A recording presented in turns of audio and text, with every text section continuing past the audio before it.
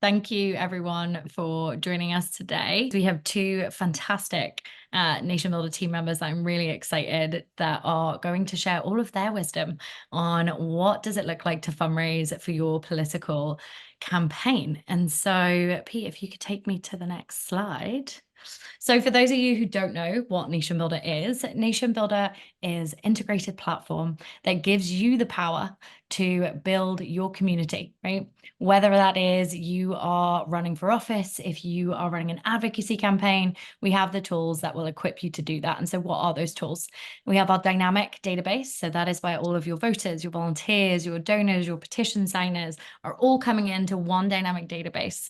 And they're doing that through maybe taking some actions on your website, right? Within NationBuilder, you have the ability to create multiple websites where you can create specific action pages, like donation pages, petition pages, volunteer, event, etc.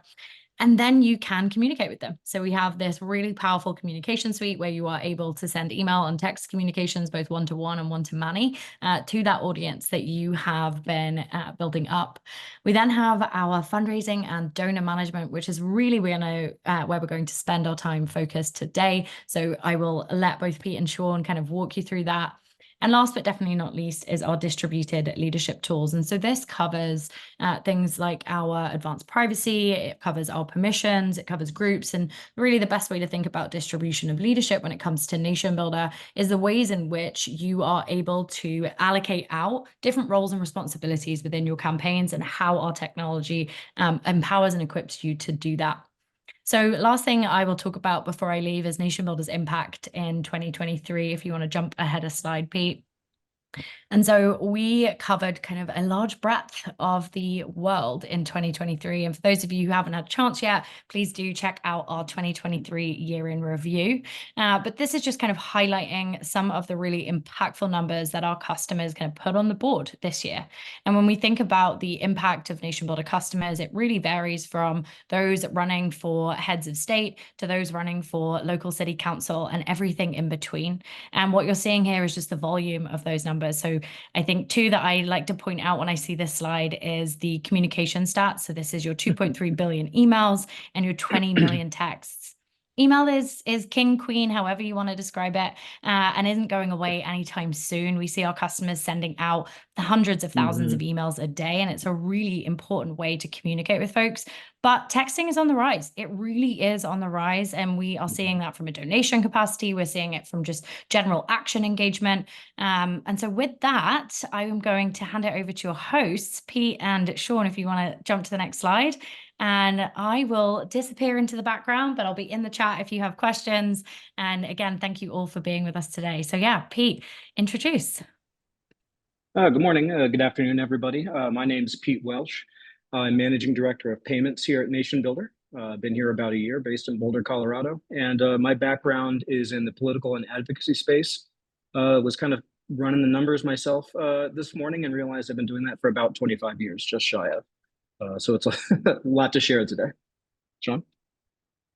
Yeah, thanks for that, Pete. My name's Sean. I've, prior to working with NationBuilder as an enterprise account manager, I worked on political campaigns, congressional ballot initiatives, Senate campaigns, dating back to 2015. So that's in the field, working with fundraising teams, finance teams, communications, kind of the whole breadth of campaign politics. So I was excited to kind of get involved and work with Pete on this webinar today. Cool. Thanks, Sean. Before we dive in, and Sean's going to take things forward a little bit and get into some basics here, but I wanted to highlight a couple of numbers like Sorsha did a few minutes ago that are focused specifically on our payments. So in 2023, we collected 2.4 million donations through NationBuilder's systems and customers. So that's individual transactions. Somebody went to a form and hit, yes, I want to support this campaign or this effort with a financial donation. And from those donations, almost 2.5 million donations, we processed more than $128 million USD from customers all around the world and here in the US. And the thing that helps there is that we have an 87% authorization rate over the course of the year, which is above the industry average. we're proud of that as well. Obviously, if somebody takes the time to show up on your page, you want their donation to count and to help you accomplish your mission. And we're able to help do that. So I'm going to pass it back to Sean here to go over what we'll be talking about today. Thanks, Sean. Yep. So today we'll be covering, a whole kind of breadth of issues in terms of fundraising through, campaigns and how that involves NationBuilder. And to start that, we'll start with donor recruitment. And Pete, if you want to go to the next slide real quick. So we'll be talking about donor recruitment, what is involved in bringing in donors to your campaign, logistically, but strategically. But to start with that, we'll start with the basics, who are the donors you'll be working with? Who should be focusing on the different kind of levels of kind of importance each donor brings with them. So first off, pretty straightforward. A one-time donor is an individual just like that, someone who will donate usually once within the campaign life cycle. Now, while they won't get as high priority as, say, a recurring donor or high dollar donor, these are folks who, one, should not be taken for granted, because a one-time donor could be someone who maxes out, or a one-time donor could be someone who, that one donation they give in its kind of own right isn't that much, but when you add it up with all those other one-time donors, can create quite a large base of donors with each quarter. Recurring donors, we'll talk about this a little more detail later on, but again, these are folks who have recurring donations set up. Usually it is a monthly donation. This could be someone donating $5 a month to $200 a month. This is something that gets a lot of high priority in most campaigns, as it should. And Pete will discuss a little more detail, but these are folks you can count on and kind of schedule around and plan around financially. High dollar major donors, these are folks who are donating kind of that upper tier of dollars. A lot of times these are folks who can max out within the half, or whichever kind of times you're targeting them. Fundraisers, these are folks who are raising money on behalf of you. There's a lot of ways in which we'll talk about later on that you can interact and kind of organize them within NationBuilder. And then, of course, lapsed donors.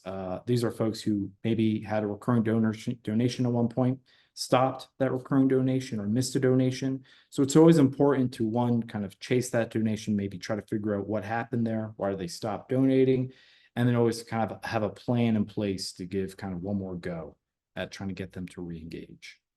So something you hear a lot about, or we've heard a lot about in kind of the last handful of election cycles, is the importance and the highlighting of small dollar donors. These are folks who maybe they can't give, they can't even come close to maxing out, or these are folks who, who they can't volunteer really, their schedule doesn't allow it, or maybe they're older, but they really believe in your cause. So these are folks who kind of really help create that broad engagement amongst your supporters and highlight that true kind of grassroots support. And one really important strategic note to really kind of highlight is it takes a lot of work to get high dollar donors in one place. So maybe you're trying to organize a fundraising dinner. A lot of times that involves your candidate, if you're a candidate-centered campaign, traveling, maybe out of state or somewhere else in the state. So it involves money and actual investment to create that event. It involves finding someone to host that event. And of course, that money isn't always guaranteed. So it's a lot of work for something that isn't necessarily a guarantee, and that isn't always there. Whereas a small dollar donor is someone who's a little more reliable and a little more predictable in terms, but also you can reach a lot of them with just a few quick communications, be it a text blast, email blast, and more importantly, it's very easy to track these folks within NationBuilder through filtering, tagging, and different segmenting tools. But again, a small dollar donor can be a recurring donor. That's always important to note. These are folks who can donate $5 every 2 weeks, $10 a month. Again, these are folks you can plan around and kind of count on with each month or quarter. An important native kind of tool that NationBuilder offers that I find a lot of customers using who have a lot of success with is our recruitment links and leaderboards. So these are links that are generated from a page type within our CMS through our website tool, to where someone will copy and paste it. It could be a link to, your donate page. This could be for getting signatures for a petition or people joining your website. So what happened is, so say Sam uses his recruitment link, sends it out to a bunch of friends. If 10 of those friends all donate, Sam will get credit for all those donations. And that is kind of where the top or the leaderboards come into hand. It is a really great way, not just to keep track of your fundraisers or people who are donating, but it's also a great way to introduce gamification and competition amongst your fundraisers and some of your top supporters. I have seen organizations use leaderboards internally to actually keep track of those things. It's a really handy tool for that because you have good visual of that, or they'll find ways to put it onto their website to where, for example, in this case, Rosa is number one, maybe Linda sees that, and that really kind of creates some really good competition. Maybe Linda goes out to a few more events or hosts a few more events at her house. These are all things that NationBuilder offers that could be super useful in terms of bringing people into your campaign, not just as a donor, but even as a supporter or volunteer. So there's a lot of strategic initiatives or kind of logistics that comes into donor recruitment, but a lot of it is human interaction. A lot of it is communication based. So there's kind of two super critical and important things you have to make sure you're keeping account of every time you're asking someone to donate or asking someone to take some sort of action on behalf of your campaign. And that is, one, why should they? Why should they give to your campaign? It's a lot of times it's not enough that, you're a part of the party they affiliate with or they like your candidate personally. It's, why does your campaign need that dollar? Where's that money going towards? Is it, maybe get some ads on TV, is keep the office running, hire more staff, get on the ballot somewhere. And with that, you're also creating kind of urgency. So, well, we need to get on the ballot, but more importantly, this needs to be done by the end of this month. So can you spare $10 now? And you see this in campaign emails, fundraising emails, communications all the time. Time's running out. We have a big deadline coming up. Believe it or not, you hear that all the time, but it works. And it works pretty consistently with a lot of different donors. A lot of times people will, try to feel like they're putting a little too much pressure on that donor, but it's necessary because why would someone want to give if they don't know where that money's going to or why you need it? But more importantly, getting to know your supporters. This isn't just handy for that first time you ask for the donation. It's important going on or in the future of that donor's life cycle. Figuring out, what issues are important to them. Maybe it's how long have they been in that district or that state? What led them to donate? What is their kind of history in terms of that? These are things you can figure out through native NationBuilder solutions like surveys, tags, or asking different information whenever they interact with your pages, be it, checkbox to figure out their communication preferences, or if they prefer, what issues are important to them. And these are all things you can house within their profile within NationBuilder. And kind of go more into that. These are things I will talk about a little more detail, but you could do this through tagging, through the actual database within NationBuilder, our automated email series, and through different, adding them through different filters and lists. Next, Pete. All righty. Thank you very much, Sean. This one, sorry, go ahead. Up to you. Thanks, Pete. Yeah, right. I was just realizing that myself. Thanks very much. I appreciate it. So, building on what Sean was just talking about now, I want to focus in on probably the most important thing around fundraising and ensuring that your fundraising campaigns are successful. And that's a focus on efficiency, both for your supporters and for you and your team. Now, when somebody receives an email or text message from your campaign, they open that email, or actually before they even open, when they see the subject line, they begin a journey. And along that journey, they're going to have multiple steps where they can decide to stop or to go further along that journey with you and to continue and to support your campaign. So they see a subject line, they open the email, they read the email and they click a link. They click that link, they go to a page and they fill out the form and submit the donation to you. Each of those steps gives folks an opportunity to stop. But if you focus in on efficiency, you can make sure that each of those steps is calibrated so that honestly, the supporter stays with you. They don't get distracted by something else. Life doesn't intervene. They're able to follow through and actually do what you're asking them to do. The other side of that in terms of efficiency is for your team. And that means that when you or your team member sits down in the morning, opens their laptop and gets to work, they can focus on what they need to do, not what they need to do in order to get that done.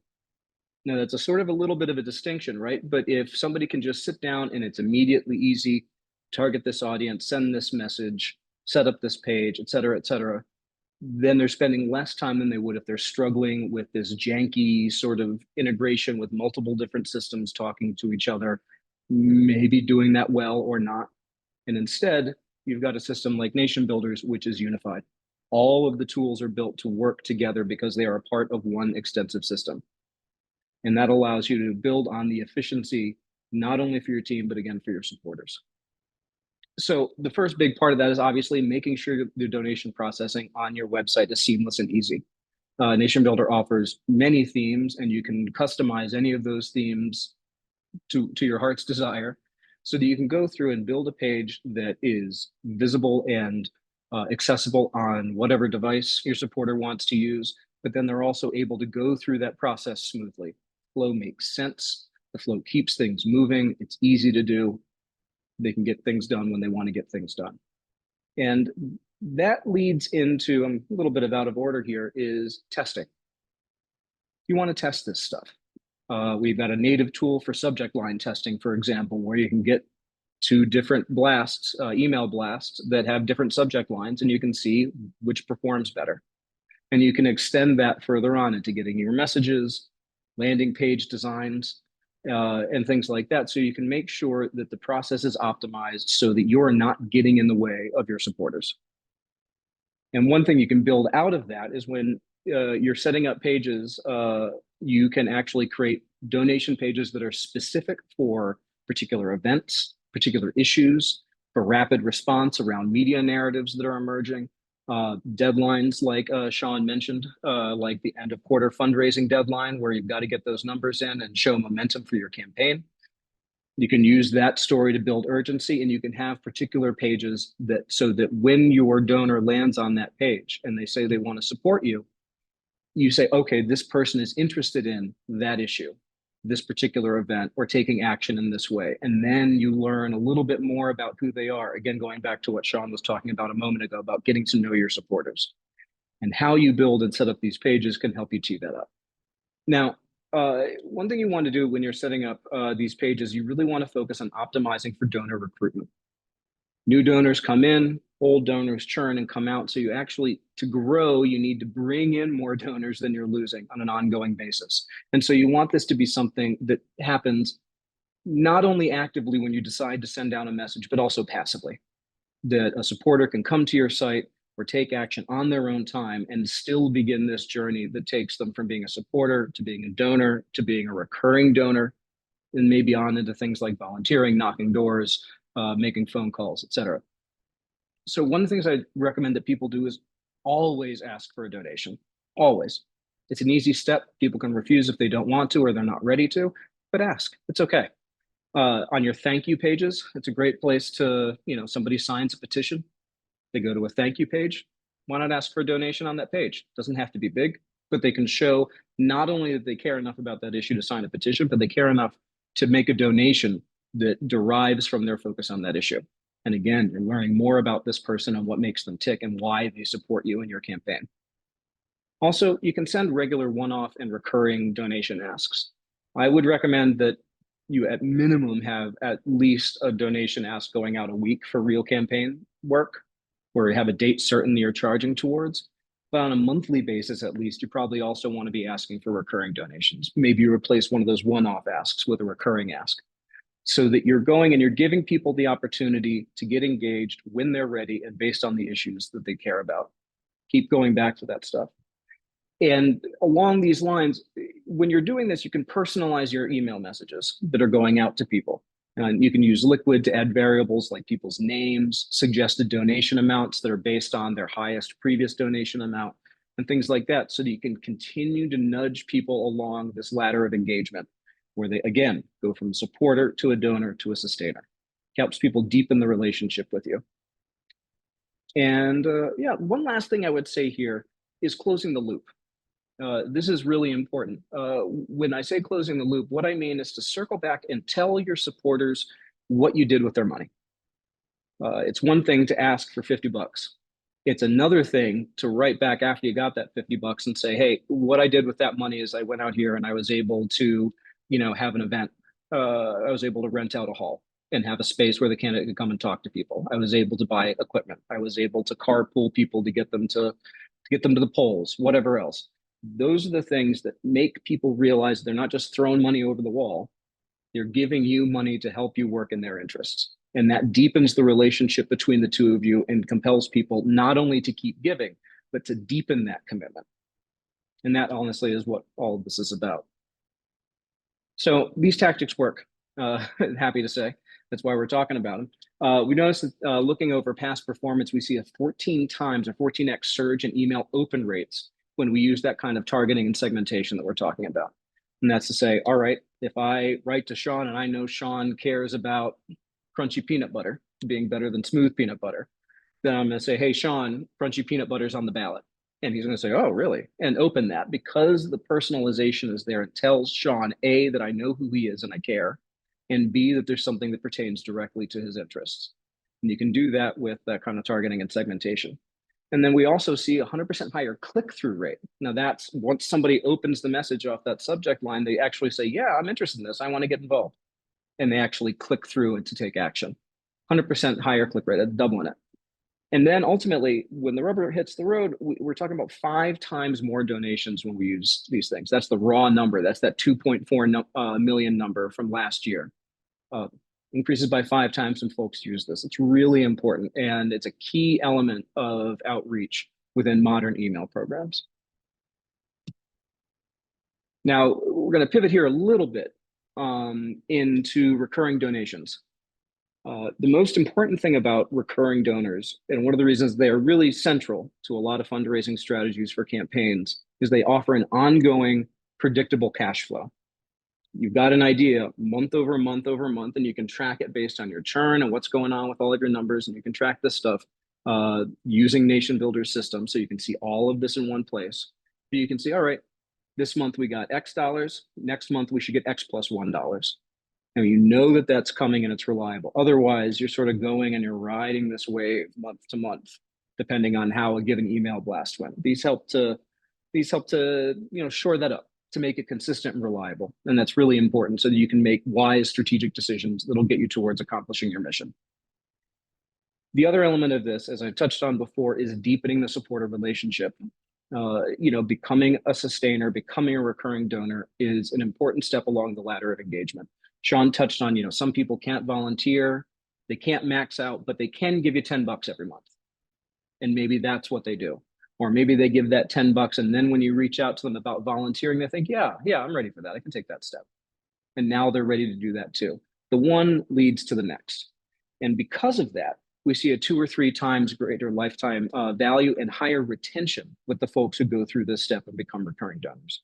It's not just about the money. It's also about your relationship with key constituencies. So some tactics here around how to get your recurring donation program off the ground using NationBuilder. As I said before, just ask. It's easy. You can start off, you can have either one-time or recurring donation asks on any of our donation pages. So you can add it. Somebody can decide to go with one or the other. You can set the default, which is which. We'll touch back on that in a moment. And as I said before, also, you want to have regular sustainer-focused fundraising asks. A monthly ask is a good tempo. You can segregate that so it's only going to existing donors. You can go to everybody. You can decide what your best strategy is based on your own group of supporters, but get in there and ask for it. It's okay. People expect it at this point, and it's important to the campaign. And also, explaining why it's important gives you another opportunity to deepen that relationship. And again, to get feedback back from your supporters. One thing you can also do here, this is a cute little tactic. Somebody gives a one-time donation on the thank you page that you send them to, set that up so it's a recurring donation ask. Thanks for your one-time donation. How about you give 10 bucks a month? So then they say right away, they can sort of follow that momentum. You've got a really good firecracker donation ask in your emails. build it, grab the momentum and go. Deepen it while you've got them through the door. And one other tactic we've seen a lot of success with, in fact, I think our biggest, most successful customer in terms of recurring donations uses memberships or annual gifts that are tied to their membership program. That's a little bit outside the normal use of things, but it's great. And as I say, our most successful customer uses it. Another thing, this is pretty obvious, offer swag. Send out a bumper sticker, a t-shirt, something like that if somebody gives a recurring donation. That's something, a little incentive to give back. And again, somebody gets to kind of floss that, okay, I'm getting this because I'm this level of supporter with this campaign or with this initiative that I care about. And lastly, one thing that I want to sort of give a little bit of a warning on is to be honest. One thing you've probably noticed through this conversation is that a lot of what you're accomplishing with recurring programs or your fundraising program extends beyond the money and into the relationship. And if you get off on the relationship using tactics that are exploitive or deceptive, you might get more money in the initial term, but you'll damage the long-term health of that relationship. And so somebody who feels like they were taken might not be inclined to come back and give again, or might not be inclined to volunteer. But if you engage with people, are honest about what's there, you're not hiding that recurring button so they get charged twice or something like that. People do stuff like that. And ultimately it depresses fundraising, not only for the campaigns that do that, but for other allied campaigns in the same space. So that's something I would really suggest that you be careful on. And then again, that allows you to tell that story, to hear back from your supporters and deepen that relationship because they know they can trust you. Now, one more thing on the tactics here. Again, I want to circle back to this. Sean touched on this a little bit earlier as well, and I did as well, but it's really one of the most important elements here is adding tags to denote issue areas, specific campaigns, volunteer history, and things like that to your supporters' people profiles. That's built into the system. The CRM is central to NationBuilder's tools. But this allows you to do that kind of segmentation that we talked about before. And then you can set up filters and automations to make sure that people are receiving messages and are part of welcome series and things like that, that give them appropriate asks based on where they are in the supporter life cycle. And as I say, a single unified system makes that easy. It's really critical. Now, Sean, I think I'll hand it back to you to talk about the supporter role. Is that correct, or am I continuing here? I think you were still on this one. Okay, great. I'll keep it going then. All right. So the supporter portal, this is a really fun tool, and it's really, really helpful both for your supporters and for your team. So the supporter portal lets your supporters log in to your site and see active recurring donations and memberships. They can update payment methods that they have on those recurring donations, but they can change the amounts or cancel. So why is that helpful? The one thing is, again, getting back to that honesty and trust question. This allows people to see exactly what's going on in your system and to manage that themselves. That's really important in terms of trust. It helps people feel empowered to be a part of your campaign as an active participant instead of somebody who, they threw the money over the wall and who knows what they're doing with the money that they gave. This allows people to be really involved directly and to help out. The other benefit of that is, again, around efficiency, because when supporters can do this themselves, your staff and volunteers don't have to. One of the things that's probably the most time consuming for folks who are involved in online fundraising is, following up with asks from people, oh, this failed, this didn't work. Did I give right? I don't know what's going on. Can I cancel my donation? Can you increase the donation? All of those things.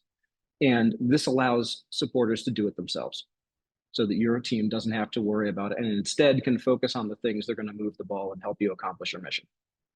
Now, to set up and make sure that this is easy to do, we'd recommend that you add links to the supporter portal, to your donation receipts and thank you emails. Have it on your homepage and the site's header and footer so that people have paths to get to this thing and work with it. I would really suggest you proactively emphasize that it's there. Somebody makes a recurring donation, the thank you message should tell them exactly where this is and how to get into it. So that then they can go in and do that and your staff don't have to. And then here, so a lot of this, of course, hinges on our donor communications, right? As I was just suggesting, somebody gives for the first time, what you could do is, add a welcome series. So that says, all right, if this person signs up on date X, they get tagged. And then a month from then, or 2 months from then, they get a request for another donation, an evergreen campaign, for example, that would make sense to send to somebody at any time. And in all of those messages, you link back to the supporter portal. If somebody's payment method fails on one of your recurring donations, you can tag them and have an automation set up and running so that they'll get a message saying that they need to update their card info, so they can make sure that recurring donation continues. I'll also add that we have retries and card updater set up for our recurring donations. So if a donation fails on day one, we wait a couple of days and try again until several attempts go by to make sure that, all right, there are insufficient funds, payday came, all right, now it's going to process a work. So you don't have to have staff involved even on that level. And again, as I touched on before, with a lot of these things, you can have campaigns that are set up and make sense that are evergreen. Somebody signs a petition on, conservation in the environment. All right, 6 months later, maybe they get a donation ask around that's focused specifically on the candidate or the organization's work in conservation in the environment. Then people can make a decision to get involved, and it's focused again on their interests. Yeah, thanks for that, Pete. So what I wanted to discuss here is peer-to-peer fundraising, which I believe is kind of one of the bread and butter things that NationBuilder does really well and can really help enable you. But it's so important for any political campaign or fundraising infrastructure. I think it's also important to note that most studies have found that about 84% of people are much more likely to fulfill a donation request from, say, a friend or a personal referral than they are that they get from a organized communication such as a large text blast or email blast. It's also important to note that we have found that about 5% of our customers have found that you could have about 5% of your supporters doing about 80% of your community-driven outreach. So this isn't just fundraising, that you can have your supporters out there and talking to the community, talking to their friends and their networks. It could be for, petitions or any sort of engagement that your campaign needs. I think it's important also to note it's required, or you got to make sure you have an energized base. You have a base of supporters that are actually there, who want to do this peer-to-peer fundraising and peer-to-peer outreach on your behalf. But more importantly, that you have a built-out database where you can house this information, where you could track these individuals, the folks they're talking to, and then kind of make sure you're laying the necessary information within those profiles so you have the proper context when working with these people, and so when your supporters have the necessary information when reaching out to these folks. One tool, Pete, if you want to get to the next slide, that I think really lends well to this within NationBuilder are our personal fundraising pages or profile pages that people can build out within your website. So when people go to your site, as I'm sure a lot of you know, they can create actual login credentials for that site. And in that process, they can create an actual fundraising page or just their own personal profile page. This could be used for fundraising mainly. It could be used for getting people to join your cause, for signatures. And this is something that individual can kind of, really personalize to themselves. And it's as easy as sending the link to that page to their inner network or their friends and family and colleagues. And more importantly, when someone donates on someone's personal fundraising page, that individual will get credit as the fundraiser or the recruiter for that individual. So I wanted to start with the personal fundraising page. In this case, it is Sorsha, who is a supporter of Play Matters, which is a nonprofit that is about, maintaining and opening new public parks within the community. So as you can see on Sorsha's public profile page for Play Matters, one thing that's important to note, this is not something that if you go to the website, you would see a tab for Sorsha's profile. She would have to send you the link to her profile page. So there is that importance of kind of privacy that I know is important for a lot of campaigns when it comes to dealing with supporters. But on this, she has tabs to donate, to RSVP to an event, or to join, And as you can see below, the kind of personalization on her blurb of, why you should become a volunteer, a particular campaign maybe she was helping out with this profile page, and you can see kind of that visualized goal for different signatures. You can also have the same sort of goal set up for fundraising that you would see up here. It would say Sorcia's $1,000 away from hitting her $2,000 goal. So what Sorcia would do is send this link out to her friends to donate to this cause, and then she would get that credit for raising those donations. But so say we were go to donate from Sorcia's page. So we go through this. I'll make it really quick.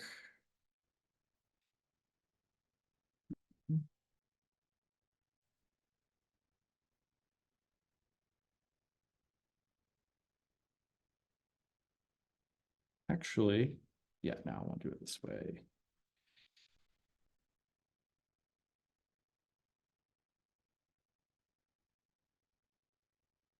So, and what you'll see is after this profile will be created, and I'll show you how you can kind of track it more properly.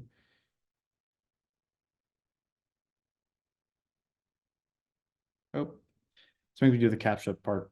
I will make it quicker. I made a test donation earlier. A lot easier just do this, but earlier in the day, I did a donation on that donation page through Sorcia's page, and it created this profile because that was my first interaction with this nation. So if important to note, if my profile had already existed in the nation, maybe because I had signed up earlier or signed a petition, it would add that donation. But as you can see, Sorcia is now listed as my recruiter. If we go to the actual donation in question, she is noted as the fundraiser. So in Sorcia's profile, you'll see that Sorcia raised $50 from Cosmo Kramer. So you can see kind of that flow of sending someone your personal fundraising page. They go to it, they donate, and then this is what you will then see in the back end, being your nation, when that individual donates. The other part of this demo that I want to kind of highlight that I think are really important in terms of, but it's also really simple kind of thing that a lot of customers can take advantage of. It's a quick thing that a lot of people don't think about. Oh, that's not wanted. The donate page is the social share for the donate page. So this is when someone say donates, and they, when they're done donating, they get that social share prompt, I donated, and here's how you can too. So I will go to the donate page here. And that would be found in the settings. And it's as simple as going to settings and social media, and you can kind of illustrate, for example, Twitter, the actual messages when they share that. I think it's always a good thing to kind of, encourage your donors and supporters to make these social shares on their different kind of social media accounts. And the other kind of, in terms of outbound strategies and tools that NationBuilder offers are email automation. So these are our automated email series or workflows, as we call them. As Pete mentioned, these are great for recurring donations. This could be done. You can create it for any reason you want. In this case, say maybe it's just a general thank you for donating, and it's a chase of, if you aren't already recurring, would you like to become a recurring donor, or would you like to up your donation? It's as simple as going to workflows. You would name it as I already did, and then it's important to note the different audiences you can choose. Could be based off a list, different pages, or multiple sources is one I always recommend. So if you were to choose multiple sources, for those who aren't already aware, you can choose your audience through filters, tags that could be found in those filters, or, and more importantly, the actual kind of page in question. So you would go to that donate page, which I was just at earlier, go back to it. So for example, maybe you have a automation running. It's a 5-part automation of 5 different emails that are maybe 3 days apart, and you want it for whenever someone donates. You would go to advanced settings, scroll down, and then you would enroll them in the automation right there in the settings of that page. So we've kind of discussed, the front-facing part of the, say, a donate page and a personal fundraising page. Now we've kind of talked about the extra communications of automations, where to find those, and the ways to choose people for that audience. But now let's kind of talk about, how do you actually layer on to these people with actual detail? And I think a handy tool that will help you in anything you're doing with your NationBuilder, it doesn't just have to do with fundraising, is smart tags through saved filters. And one that is very topical for right now is that I've seen a lot of customers do is using a smart tag to create different ranges of donors. So for example, maybe in this case, you want a tag for people who have donated between $100 and $499 to kind of create those different tiers. Every campaign, every different cycle has a different range. So it's kind of totally up to you, but there are different practices for each kind of range and question. But for example, say we wanted a smart tag, which would be for someone who's donated between $149, we'd filter for that. So we would save this filter as, we'll just do 100 to 499. So you would save the filter. So now this is a saved filter. You would find that filter, you would edit it, and you would add the tag right there. So what this will do, since it is a saved filter, anyone who meets the criteria of the filter, which is $100 to $499, these folks will now automatically be tagged with the tag we saved with that filter, with that smart tag. So you'll see Max now is tagged with $100, $499 tag. However, if Max donates above $499, maybe tomorrow he donates $500, that tag will be removed. And what you would want to do in this case is kind of have 4 tags that are, or 5, whatever the ranges are, that will accommodate that range. So maybe if he donates $500, this tag will be removed and that other smart tag will be applied. So it's very simple. It's simply as you create the filter, you save that filter, you would edit it and add the tag to that filter. So I think that kind of covers in terms of the demo that I want to share. Sure thing. Thanks again for hopping on today. Thank you, everybody. Appreciate it, and good luck. Thank you all.